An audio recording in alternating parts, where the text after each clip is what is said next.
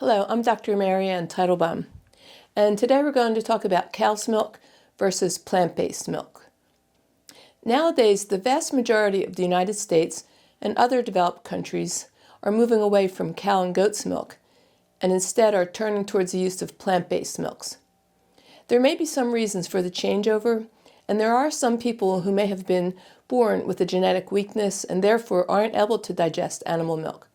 But if that's not the case, and the person isn't suffering from congestion, then I'd like to make an argument for the use of cow's or goat's milk, if at all possible. But first, let's take a look at why slowly, over the past several decades, people have moved away from animal milks and more into the use of plant-based milks. The first reason is that as more pharmaceuticals became popular, which disturbed the gut microbiome and the liver, people slowly but surely lost the ability to digest animal milk because the protein and gluten in dairy are the two most difficult to digest. And unless your digestion is working well, these two foods are the first to become problematic, which explains why there's such a large segment of the population also sensitive to gluten.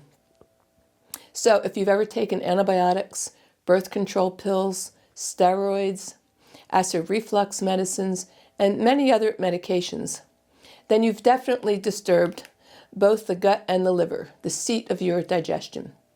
So in this case, you must fix your digestion, and then you should be able to go back to using animal-based milks.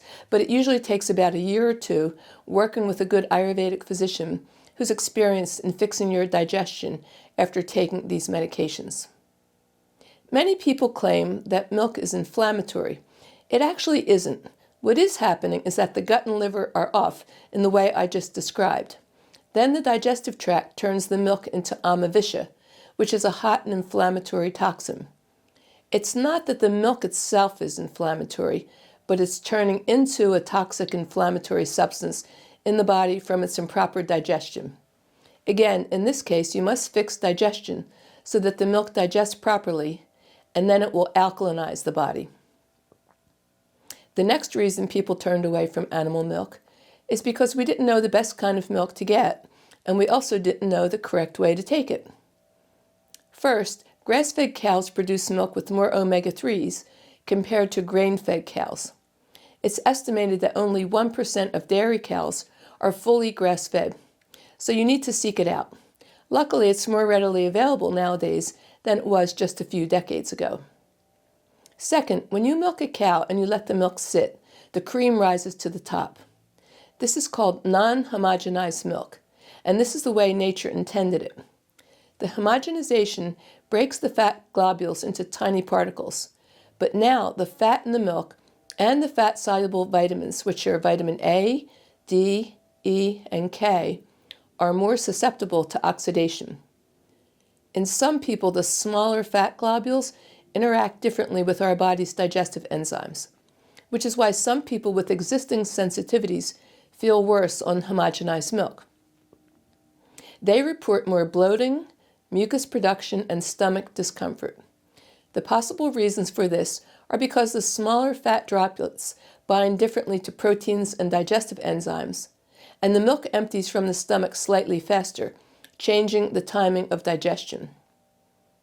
Next, most people don't know that milk should be boiled before you drink it.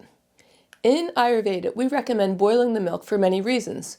It makes it less mucus-forming, it reduces its heaviness, as it reduces its kapha-promoting qualities, making it easier for our agni, or digestive fire, to process and assimilate it. Boiling the milk breaks the fat molecules down into very small particles for better absorption and digestion and assimilation into our cells. And it can kill any harmful microbes in the milk, especially if the milk is raw. Most people who consume milk cold will become congested as it sits stuck in the body's physical channels, clogging them.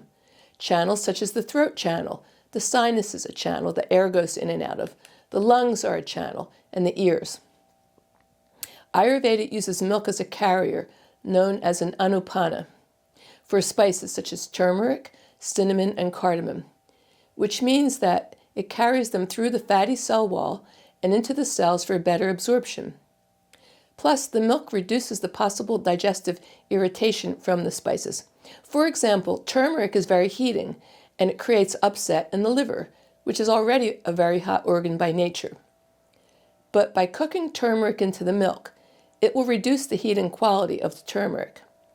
Plus, the absorption of the curcumin, which is the active ingredient in the turmeric, vastly improves by heating the milk. This is because curcumin is fat-soluble and is poorly absorbed in its raw powder form. It needs both heat and fat to be absorbed into the cells. In fact, research has shown that curcumin dissolves very poorly in cold water or cold milk, but when it's heated, its solubility increases up to 10 to 12 times in hot liquids. And at the same time, the compound becomes more bioactive, which means that it's better dispersed and less clumped.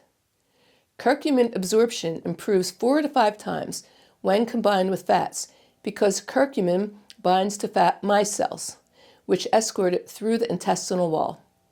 Full-fat milk does this naturally. Low-fat milk does this less effectively. Micelles are tiny organized clusters of molecules that form in liquids when the molecules have both water-loving, which is hydrophilic, and fat-loving, which is hydrophobic parts. They act like little carriers that can trap the fat-soluble substances, helping them dissolve in water-based environments, like our digestive systems. The micelle has a hydrophilic head, which interacts with water, and a hydrophobic tail, which interacts with fat-soluble molecules. And this arrangement makes substances that normally don't dissolve in water, like the curcumin in turmeric or the fat-soluble vitamins A, D, E, and K, mixable in watery environments, like your intestines. The bile salts released from the liver form micelles in the small intestines. These micelles trap dietary fats and fat-soluble nutrients. This allows enzymes like lipase to break down the fats efficiently and for nutrients to be absorbed into our cells. So micelles are important because they increase absorption of fat-soluble nutrients. And without micelles, these compounds would mostly pass through the digestive tract without being absorbed into the bloodstream. Milk fat globules act like natural micelles, emulsifying fats and helping the fat-soluble compounds to be absorbed. A simple analogy would be to think of a micelle like a tiny cargo ship in water. The outside is friendly to water, or hydrophilic, and the inside hides the fat-soluble cargo, which is hydrophobic. It carries it safely through a watery environment until it can be absorbed. Now back to our turmeric analogy. When you mix turmeric with milk, the curcumin gets trapped inside the fat micelle. Then the micelle travels through the watery environment of your gut, where the enzymes and bile can then help deliver the curcumin into your intestinal cells, increasing its absorption 10 to 20 times more than turmeric in water. Boiling the milk helps disperse the curcumin evenly into the micelles by preventing the clumping and ensuring more curcumin is carried efficiently. The bottom line here is that milk acts like a natural delivery system. Its micelle carries curcumin safely through your watery intestines, making it much more bioavailable. Plant-based milks don't have enough fat to form micelle-like structures. Let this be a reminder to those of you who are taking turmeric or even worse, curcumin supplements. You're not only wasting your time, but you're aggravating the liver since powdered turmeric is an irritant to the liver. A 2023 study measuring plasma levels of curcumin, researchers found that after taking curcumin supplements, the resulting blood concentrations were, quote, still significantly below what we would say would be likely to be required for a therapeutic effect, end quote. The researchers stated that this is due to the fact that curcumin is poorly soluble and unstable in the body, limiting its clinical potential when taken as a supplement. They even went so far as to state that excessive curcumin intake may even have adverse effects on organ systems. They concluded that curcumin is poorly absorbed after oral ingestion. Very little enters the bloodstream, and what does may be metabolized before it can act. Now, rice milk, low-fat almond milk, cashew milk with less than 2% nuts, and water-based milks do not have enough fat to carry curcumin into the cells effectively. And the same idea can be applied to foods that we cook into milk. For example, cooking oatmeal with milk helps absorb any beta-carotene, a fat-soluble vitamin, into the cells more than just boiling the oats in water. And Ayurvedically speaking, animal milk, especially warm cow's milk, balances Vata much more effectively than plant-based milks because of its unique combination of qualities, or gunas, that directly counter Vata's nature. Vata is one of the three doshas which need to be balanced at all times within our physiologies. To balance these doshas, if they become elevated, you must do the opposite to recalibrate them. For example, Vata is cold, light, dry, and quick. To balance it then, foods must be the opposite: warm, nourishing, unctuous, oily, and heavy or grounding. Animal milk, especially cow's milk, naturally contains all of these qualities. Plant-based milks usually do not. Cow's milk is naturally Vata pacifying because of its qualities. It's unctuous, heavy, has a sweet taste, and it's mentally calming or sattvic. Plant-based milks tend to be light, dry, less nourishing, less oily, and not as sattvic. In fact, warm cow's milk is perhaps the most Vata pacifying food. Most plant milks contain 90 to 97% water, very little natural fat, may have stabilizers, gums, emulsifiers, and lower nutrient density overall. Ayurveda considers these qualities light and airy, which can increase Vata if used regularly. Even nut milks, unless they're made very thick and fresh, don't match the unctuousness of boiled cow's milk. Babies can survive on animal milk, whether it's mother's milk, cow's milk, or goat's milk, but they cannot safely survive or thrive when given solely plant-based milk during the first year of life. Just giving a baby only almond milk, oat milk, rice, coconut milk, and etc. can be dangerous for infants and can lead to severe malnutrition if given other than in a formula or with the addition of some animal or breast milk.